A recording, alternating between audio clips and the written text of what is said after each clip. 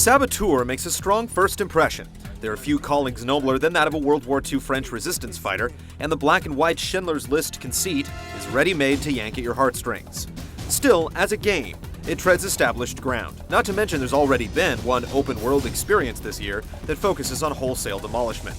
Is this care package rigged to blow up big, or has it wound up a dud? We can play any game you like when this is over.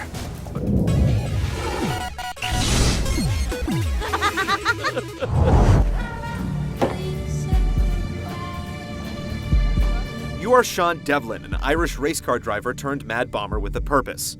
Shortly after the game begins, you're indulged in a lengthy flashback that both introduces the main antagonist, a German Ivan Drago named Dierker, a Gestapo agent who moonlights as a race car driver, and reveals Devlin's motivation for blowing up Nazis for the French.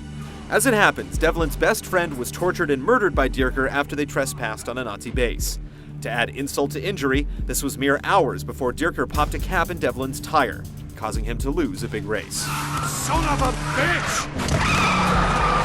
The story begins in earnest in Paris, not long after the events of the flashback. After being cajoled by a hard-boiled Frenchman named Luc, Devlin goes from drowning his sorrows in a cabaret to conducting a straight-up reign of terror on Paris's Nazi occupiers. The story hits all the expected notes: revenge, redemption, and romance. This is Paris, after all.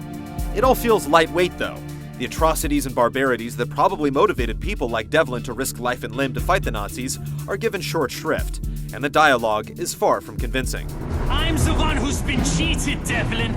You should have died under my knife. In the end, the striking World War II setting is little more than a cool backdrop against which to blow stuff up.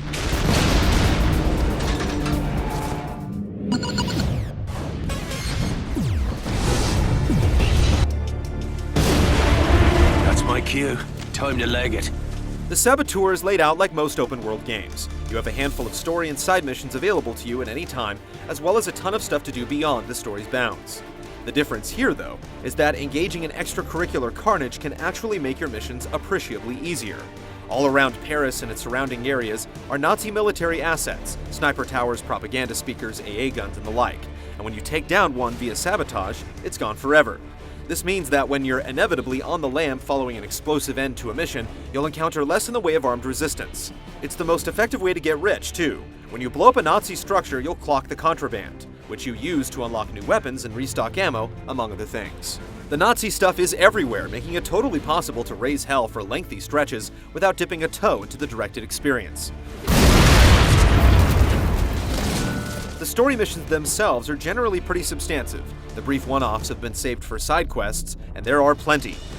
Rest in peace, fuckface. When you're on a main mission, expect complex set pieces and hazardous heroics, stuff like running through exploding zeppelins, hijacking trains, and commandeering AA guns. The story might be wimpy, but when it comes to crafting exciting scenarios, the Saboteur tries its heart out. There's also a pronounced emphasis on progression, both in terms of Devlin's character and the tone of the open world as a whole. The game's perk system will bolster your abilities based on your actions, leading to noticeable improvements in your performance in a variety of areas.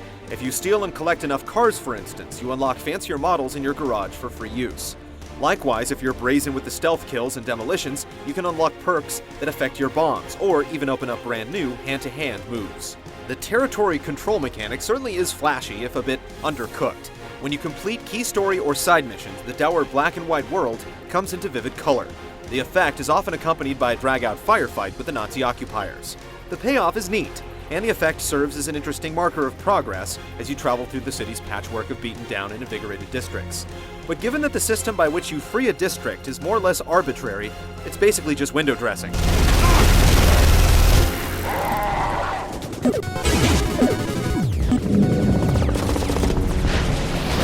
I hope you are not disappointed. What the fuck is going on here? For a race car driver, Sean Devlin sure is mobile.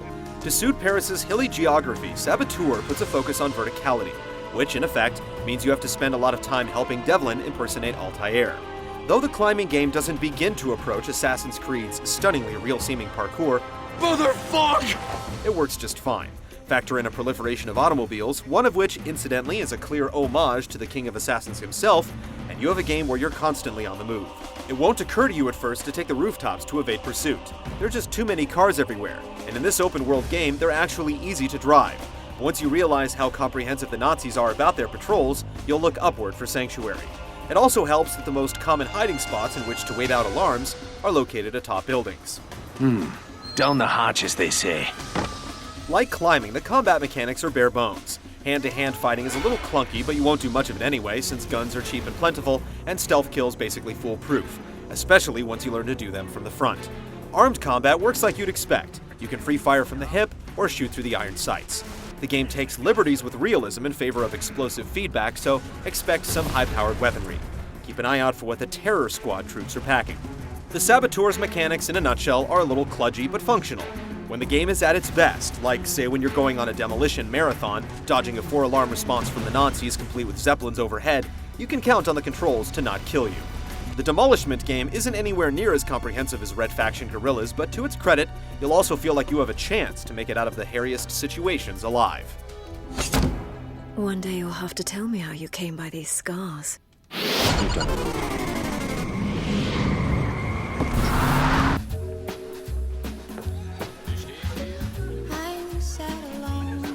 Once the novelty of the Okami meets Schindler's List gimmick wears off, the Saboteur starts to look a little rough around the edges. Characters and cars look good, but most of the buildings look pretty crude when viewed up close. The characters' faces are a little touch and go as well. Devlin looks great, and believable as a person. Characters with smaller parts, though, don't hold up under close scrutiny. Perhaps. The voice work is spotty as well. You won't be convinced by many of the performances, not even Devlin's.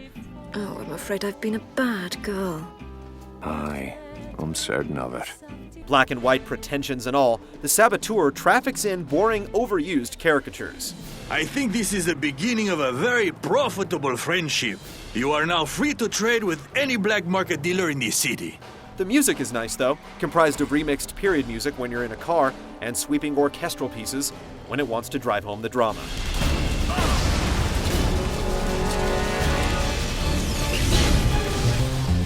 Dance me to your beauty with a burning violin.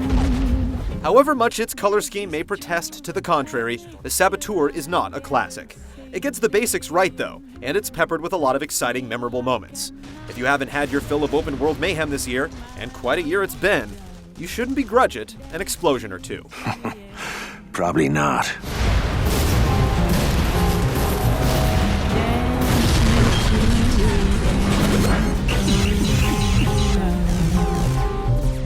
Let me see your beauty when the witnesses are gone.